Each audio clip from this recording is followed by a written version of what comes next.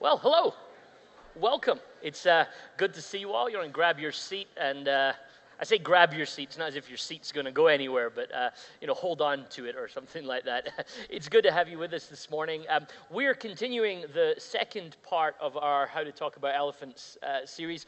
Last week, if you were with us, if you weren't, you can always catch up on the podcast. But Bob and I sort of began a conversation in which we basically said that when it comes to talking about elephants, underlying all of our challenges as humans, as people, perhaps in God's world, is this problem of sin. That all of our problems essentially spiral from that as a base issue. So to talk about that is important for us. We're going to continue that conversation this week, but I wanted to just recap a tiny little bit to just frame where we're going in our conversation. Last week, we began by making the point that although there's an explanatory power in sin is the problem that affects our world. Our confession as Christians begins with the statement that God is for us, not against us. Now, that's a pretty straightforward statement. My daughter was at VBS this summer, and one of the songs actually had that line, God is for us, not against us. Perhaps if you had kids at VBS, those lyrics will sound familiar to you. She still sings it in the car. We listen to the music all the time, and it strikes me that a 5-year-old can grasp this conception that God's for us, not against us. Adults seem to struggle to remember that. So when we come to a conversation on sin, we begin to very quickly assume that God might be against us in this particular conversation. So for us, it was important to say right at the beginning that in a conversation on sin, God's attitude is always for us. God's attitude is towards us and to rescue us. But we also confessed last week that sin is not a them and us issue, but rather a thing that runs through everyone. All of us come under this problem. So we have a God that's for us, which is good because we all find ourselves in the same spot of wrestling and struggling with sin. But of course, there's a beautiful sense that we as Christian community can talk about this because we come to it having already been rescued by God. God made a way for us through Jesus before we were even aware that there was a problem that we had. So those three pieces are important. In every conversation that we have about sin, we hold them in mind. If we don't hold them in mind, that this affects all of us, that God is for us, and that God has rescued us. If we don't hold those three things in mind, this conversation can get lost and become quite scary and become kind of ugly, actually. So that's where we jump into this week. This week I'm joined by two other friends of mine, our lead pastor, Bobby Thirsk, and our missions pastor, Adam Bedford. Welcome. Thank you. We're really excited to be here. It's good to see that once in a while, it was our assumption that last week that you and Bob would be able to cover this topic and get it solved.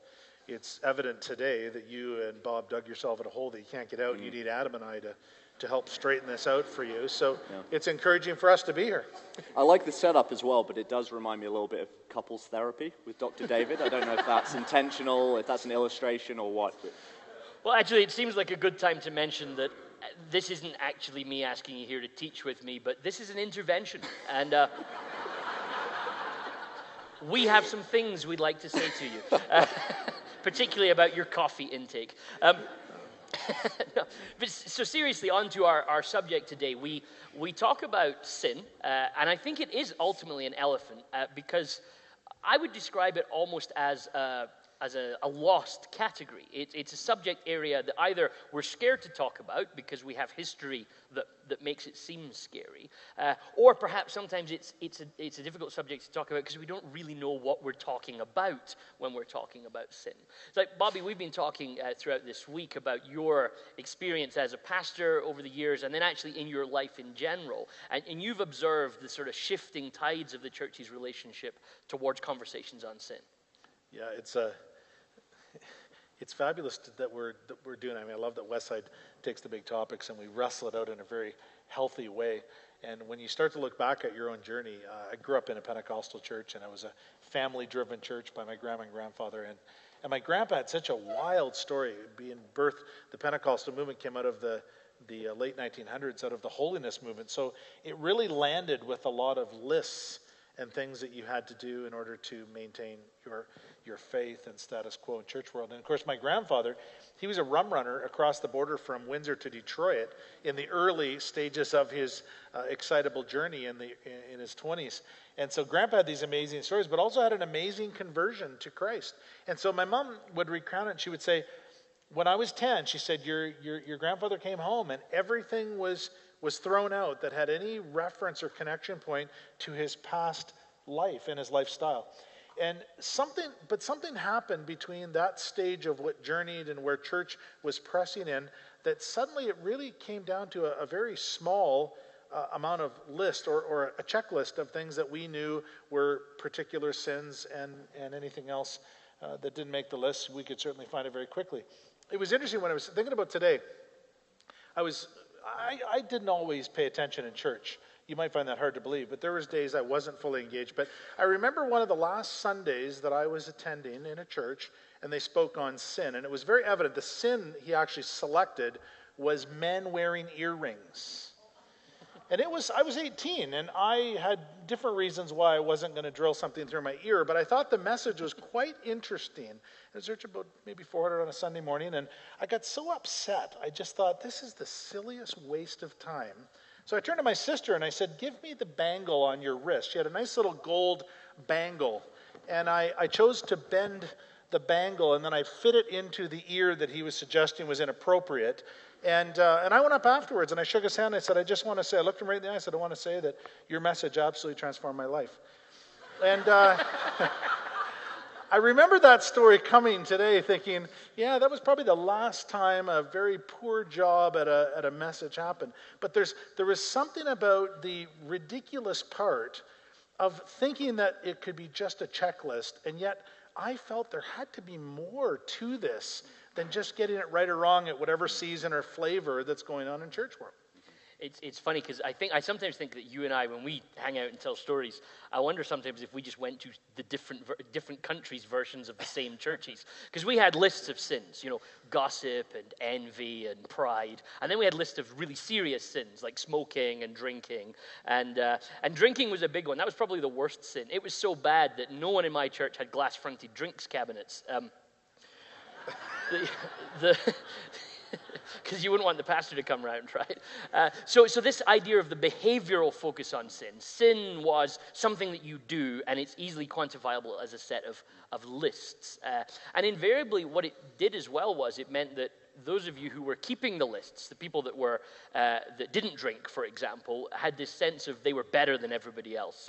But fortunately, nobody was that bothered about pride. So, Adam, however, you and I, when we were talking, you said from your generation, there's a different perspective on this problem that I think is worth us talking about as well. It's very interesting because I think my generation, sociologists say that we've been, as millennials, that kind of 18 to 30 bracket, we've been born into a world in which we've never known anything but reason to be anxious about the state of the world. We've grown up through 2 wars in Iraq and, the threat of global terrorism, global recessions.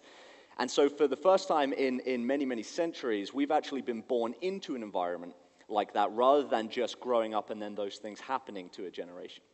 And that's really shaped our concept of what's wrong with the world in a really interesting way. We are a generation that profoundly knows that there's something wrong with the world. Probably the most pessimistic generation in some senses. And yet we're totally unable to answer what that thing is that's wrong with the world. And as you're telling your story, I think of my grandparents. If I asked my grandparents what is wrong with the world, they probably wouldn't call themselves Christians, but they would use Christian language to explain that. They'd talk about sin and salvation and things like that. Well, actually, if you ask my grandparents, they would probably say Germans are what is wrong with the world. But that's beside the point. But they certainly would populate that answer with Christian language. That's something that's long since been lost for my generation. And now what we need to do, I feel, as a church, is start to rebuild that for people and start to help answer that question with the kind of language that is only efficient enough to actually wrestle with how big a problem this thing called sin is. So it kind of strikes me that there's actually a similarity in both of the perspectives that we're talking about. On one hand, you have a generation that perhaps sees sin as simply things that you do, behavioral aspects. So there's a need for definition there. Actually, sin's bigger than that. There's more to sin than that. And then there's another generation who actually are identifying that something's wrong, although often something quite out there, and that thing out there needs to then be attached to, at least I think as a Christian, biblical language, which is also the language of sin. And so for me, it's this challenge that we we talk about the problem behind the problems. It's not that the problems aren't sin. It's not that actually there are some really important conversations to have about our life and our attitude and our behaviors. But behind those behaviors is the cause and the root and the source of those problems, this challenge that we call sin. And that's an important thing for me in my own personal journey. So some people might be aware I grew up in my kind of from about 9 to 15, I was in West Africa in a country called Sierra Leone. If you know anything about West African history, during the mid-90s, Sierra Leone wasn't a particularly pleasant place to be, and in a barbaric civil war that sort of took over. And I remember towards the latter days of my family's time there, we had kind of quite regularly had to drive through places and villages where my parents would say, like, just don't look out the windows as we drive through here. Which, of course, you say to a 14-year-old boy, don't look out the windows. That's essentially saying, look out the windows, right? And you would see buildings shot up and sort of bullet holes everywhere. And then occasionally, you'd find there would be bodies, and then you would notice there was a lot of vultures around because there's uncleared up sort of bodies that have been shot as part of a war or executed in some sort of barbaric type of way. And as a 14-year-old, having grown up in the context not dissimilar to yours, Bobby, where sins were just things like drinking and smoking, I began, I think, a journey which I couldn't have articulated at that time, but I look back now, and it was a sort of philosophical, theological journey to realize there's something bigger wrong with us as humans. It took me a lot of years to work that out. I wasn't capable as a 14-year-old of really wrestling it as much as I needed to, but there's something bigger kind of beneath all of this that's causing that problem. And so, and I know you made some comments, Adam, about connecting the two problems together is quite a helpful journey for us, isn't it? I think that's part of the work of the church to start to repopulate this language of sin. We've moved so far away from your grandparents' generation in which sin became a list of behavioral wrongs that we've become totally unable to actually talk about sin in the biblical sense. And unless we're able to really understand that this thing that we see that can feel very far removed, wars in Sierra Leone, for most of us that weren't there, we look at that and we see things like that every day on the news. And it's very hard for us to make any connection between what is wrong with the world is somehow also what is wrong with us. That actually this pain and brokenness in the world also lives in our own hearts. And that's, I think, where the Bible begins the conversation on sin, is this picture of a God who comes and dies on a cross, not to save us from our behavior and our bad choices, but to save us from this condition that infects both us, but also the whole world, and leaves the whole world broken. And until we're able to make that connection, it's very hard to talk about sin. And so that actually sort of rubs us up into a problem that I think we as humans really struggle with. And it's actually to see the problem out there and name it actually is quite easy for us.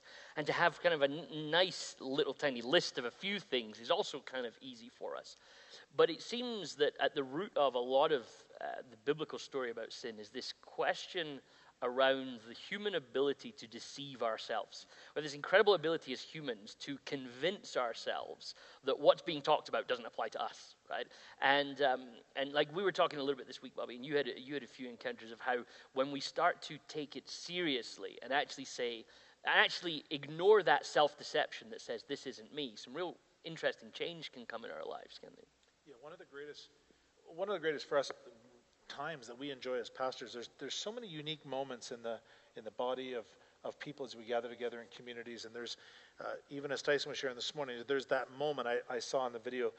I don't always know what's going into video, so I don't hand select the photos, but my daughter was in the middle of it praying, my youngest daughter. And I thought, look at that. Look what she's experiencing in a group of 6 or 7, this moment, this faith moment right here. And of course, right across the group, every one of us have different moments where we are transitioning in our journey. This week I had a fabulous coffee. It was a bit of a surprise because I have lots of coffees and lots of conversation. That's part of my role. And this person just said, I want to say thanks. And I said, sure. And they said, this is our marriage anniversary this week. And I said, well, that's awesome. Happy anniversary. And he said, you don't understand. A number of months ago, I wasn't sure that this day would happen because there were some broken pieces that I had to sort out. And I thought, wow. What a gift that God has given us in the community of believers, that when we are off the rails or when there's something that comes to our soul that we have to sort, that we can walk through that. And I'm here to say today that we can have great success. And then God has this picture, this moment for something you didn't even dream of. And he does that through the work of identification and counselors and prayer and honest conversations. And when that moves forward, we have a different version of the story that we wouldn't have had before. And so there's this, I think, really liberating sense of realizing what again, Bob and I wrestled with this last week, that this is our problem. Sin is never a problem you can describe in terms of them and us. So as I've been reading through Romans 1, 2, and 3, as we've been working through this particular series, it always strikes me as interesting how Paul starts by talking about they, right? This is all those bad things they are doing. And then very subtly, most people miss it, the theys become we's, and you realize actually this is not about them, it's about all of us. We're all, I was just reading Proverbs 16 this week, Proverbs 16 verse 2, all one's ways are pure in one's own eyes, but the Lord weighs the spirit.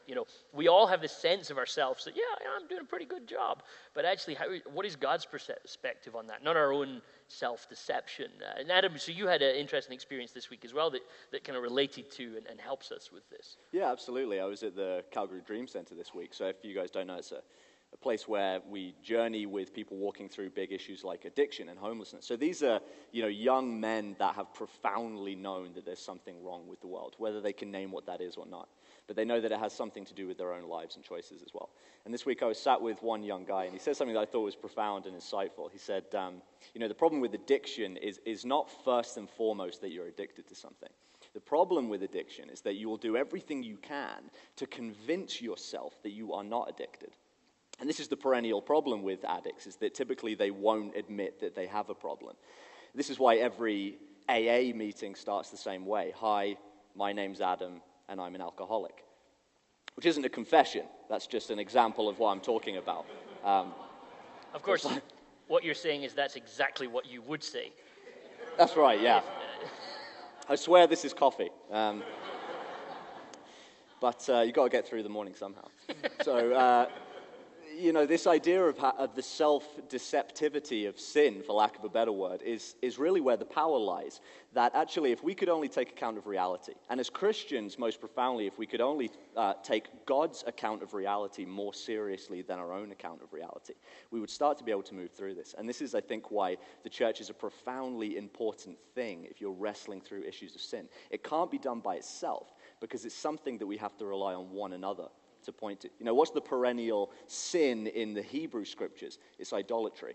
And the problem with idolatry is not that the Hebrews and people of Israel are worshiping the wrong God. It's that they're choosing to worship a non-God, something that isn't real, over the only real living God. And Yahweh constantly calls them back to say, you need to take account of my understanding, my sense of being and reality over this thing that has no being and no substance. And I think that's the power of sin, to deceive us. It strikes me when you talk about the Old Testament, for example, that right at the beginning of the kind of where it all goes wrong in Genesis 3, when God and Adam finally kind of have a face-to-face on this, Adam does exactly that self-deceptive thing, doesn't he? He blames everyone else but himself. It was the woman, it was Adam, starting a tradition for men around the world to blame somebody else, especially the woman, and you see that, and that's, in some sense, that joke is the truth, that there's something in us that wants to put the blame for our situation on somebody else, because actually turning around and asking ourselves the question, I used to think it was because, that's too painful to ask ourselves the question. I actually think it's because that would force us to admit to ourselves that we've been lying to ourselves, and lying so well to ourselves that we've not even realized we were lying to ourselves. So to come face to face with the problem of sin requires you to kind of rethink how you viewed the whole world at some sort of level. Which is why, of course, the cross is such a world-shaping moment for us, isn't it? Because it forces us to change our things. And we as humans are pretty impressive at self-deception.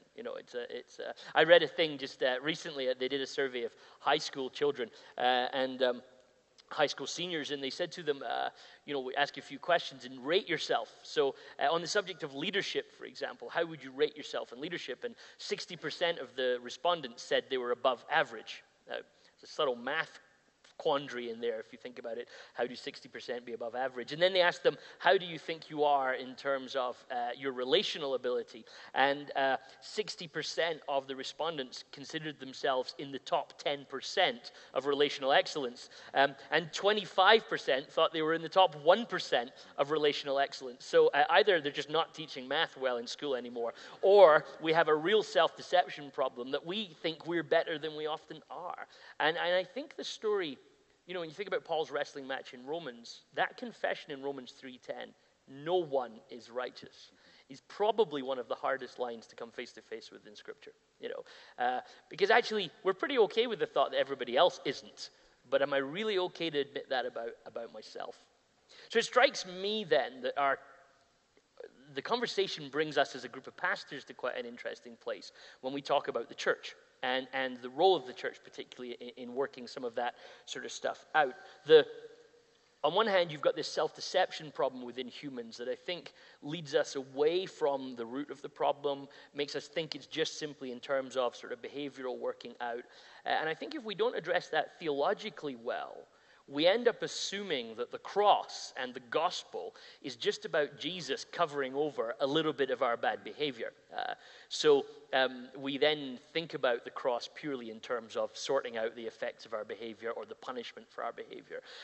Dallas Willard says in his book, The Divine Conspiracy, he says this turns us into sort of vampire Christians. We're interested in Jesus for a little bit of his blood, but nothing else. And actually quite a profound thought that actually if Jesus can just deal with this little problem I've got. And what the gospel wants to do is bring us front and center to the something much bigger wrong. And if you think about it, wrong enough that it required Jesus to die for us, which is huge. But then it also brings us back to the role of the church. It's not just about rubbing out a few problems to do with your behavior, but the community brings us together in a really formative way. Adam, you wanted to say something about that? I think once you open the conversation on sin, as you said, it can either leave you wondering what you're supposed to do about this. And ultimately, I find it's a pretty perpetual cycle. When you start to ask what you can do about your sin, you probably start to try to manage it yourself, in which case you end up in the exact same place you started.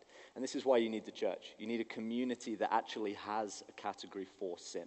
And I think especially of my generation, we need a community that's able to answer the question, what is wrong with the world? And give it a holistic answer. Not a community that says, what is wrong with the world is those people over there. And name them whatever you want to name them. Actually, a community that says somehow, mysteriously, what is wrong with the world is fundamentally what is wrong with me. That's where it starts. And I think that's the role of the church. If we actually believe that the Christian story is the true story, not just a true story, but the true story, then Christians are the only people who are, I want to say, narratively equipped to actually answer the question of what's wrong with the world. Because we say it has something to do with us. And more important even than that is when Christians start to talk about sin, typically we've talked about it in the wrong position. And I think this has been a reaction to your generation, your grandparents' generation, is we are so reactive to not wanting to be a church that has a list of rules and behaviors. Then instead what we do is we kind of accommodate. And we say, let's just stop using the language. Let's pretend that there is nothing wrong. And actually that church is more a project in self-help. If only you can clean up these little pieces here, then you'll be happier and healthier and you'll have whiter teeth.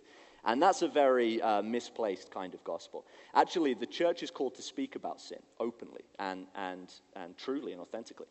But if we're to be a community that looks like Jesus, then we talk about sin by standing on the side of sin. That Jesus stood shoulder to shoulder with those that he was wrestling through these issues with. He didn't draw a line in the sand and then put the sinners on the other side and say, I can see what's wrong with you, and if you only sort it out, you can join me here. He said, I'm with you shoulder to shoulder. Let's wrestle through this, because the only way you're going to move forward is by walking with me, Christ, and by walking with a community that recognizes that we all wrestle with the same things. Yeah, and I think that's a beautiful way to talk about that story. Bobby, you want to weigh in on that? Well, this is the life of Jesus. This is why lists are so incorrect and they're just so wrong. Is Jesus lived there? It was tax collectors and trees. It was women that were thrown at his feet in a moment of adultery. It was people in relational crisis sitting at a well. I mean, the list is just, this is how he lived. And yet there's something I just think if a church can't understand this and can't teach it properly, I hope they never talk about it. But for us, this has been a full morning. 8:30 service, second service, and here we are full again. And we're talking about a subject that if we were to toss it out there, many churches would say, well, you want to throw that one in a summer long weekend when no one's around. But yet it's because we're doing it in such a healthy way that makes it so powerful. And you know me, I can't keep a good story quiet for very long. And this one comes fresh off the press this morning. It was overwhelming that there's two parts of this story are overwhelming. Number one is Lana assumes that I know everyone in the church, and she's close, but actually, because we've been growing, no, I don't know everyone. And someone this morning, 8:30 service, named Tim walked in. And Lana came over and she said, Tim just introduced himself to me. Who is Tim? And I said, I don't know. And she pointed, she said, well, you have to know, that's Tim. Tim said hello. And I said, I don't know who Tim is. And then we figured it out because he came up after the 8:30 service thanking us for today. Tim works at Sobeys up the street.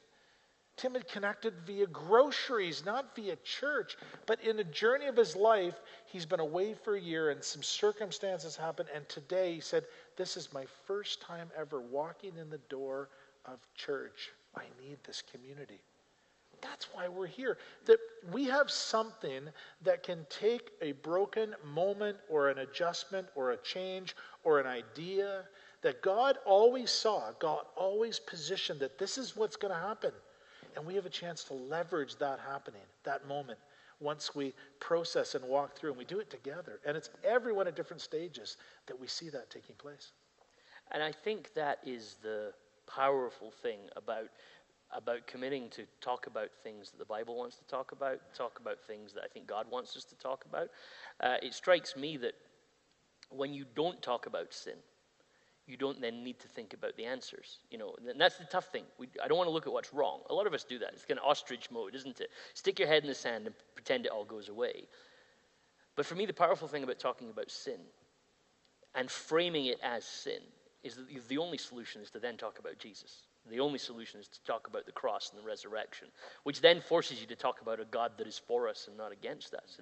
And if we don't talk about sin as sin, instead we just talk about, oh, maybe there was something wrong, then a whole list of possible solutions get rolled out, don't they?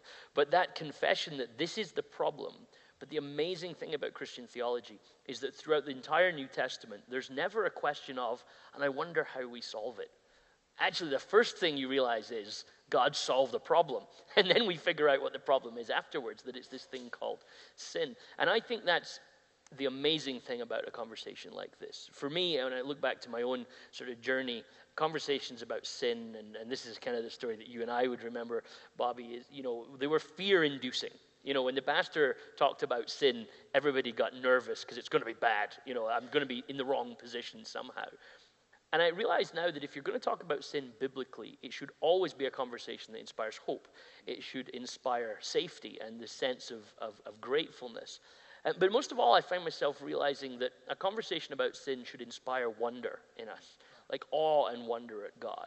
So the more I talk about sin, the more I find myself in the verse that I ended with last week, and I want to read it just again, that Paul, at the end of a really difficult conversation in Romans chapter 11, how does he doesn't know how things are necessarily going to work out. He knows that there's behavioral problems. He knows that the problem behind those behavioral problems are sin.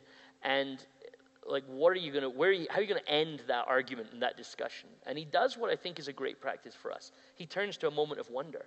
And he says in Romans 11:33 off the back, quite abruptly in this sort of conversation, he just says, oh, the depths of the riches and the wisdom and the knowledge of God. How unsearchable are his judgments and how inscrutable are his ways.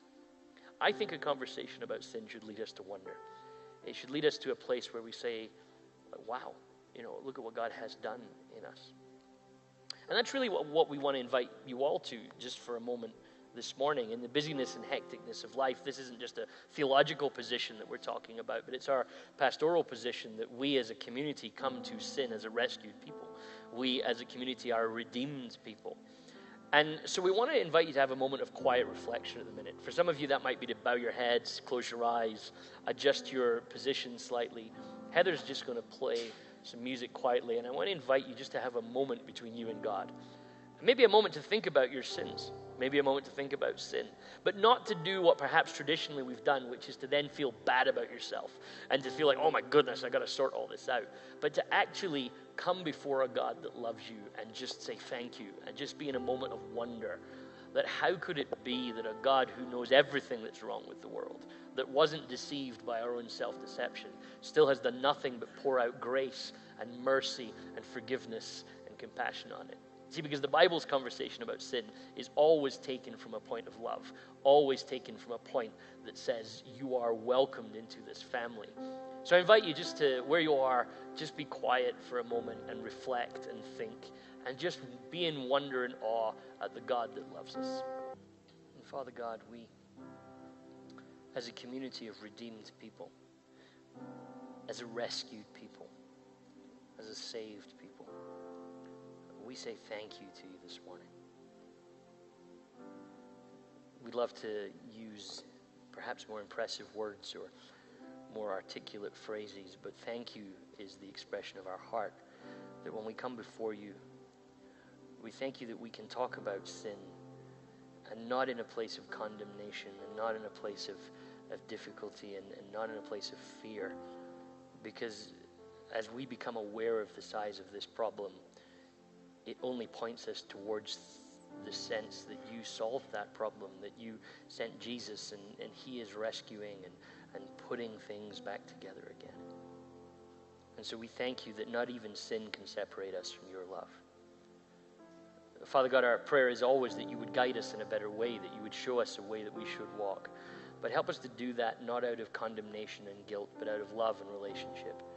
That you're bringing us together and healing us and restoring us is the way that you would choose for us to walk. So God, our prayer this morning is thank you. Thank you for your grace towards us, but also thank you for each other. Thank you for allowing us to be part of a community where we can guide each other, help each other, direct each other, pick each other up, and follow each other in the way of following you. And we say this in the name of your precious, crucified and resurrected Son, Jesus. Amen. Amen. Thank you for being with us again this morning. If you want to explore this conversation a little more theologically, don't forget Bob will be talking on Wednesday night about this. But as for now, have a great week, and may God's grace and peace be on you.